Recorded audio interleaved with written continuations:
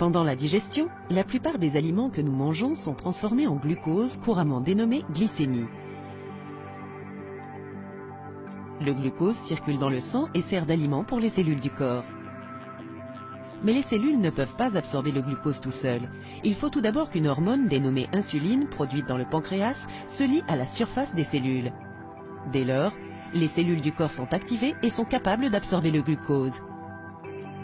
Ce processus ramène à la normale le taux de sucre dans le sang. Le diabète sucré est une maladie qui affecte la capacité du corps à utiliser efficacement le glucose sanguin. Dans le diabète de type 1, le pancréas ne produit pas suffisamment d'insuline. Le glucose ne peut donc être absorbé pour ravitailler les cellules.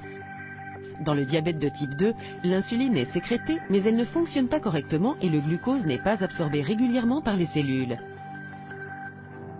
Ces deux types de diabète ont les mêmes conséquences. Le glucose n'est pas absorbé par les cellules. C'est pourquoi les personnes atteintes de diabète ont un taux élevé de sucre dans le sang. Sans une absorption correcte du glucose à partir du flux sanguin, les cellules sont en manque de carburant. Quel que soit le type de diabète dont elles sont atteintes, les personnes diabétiques doivent surveiller leur taux de glycémie.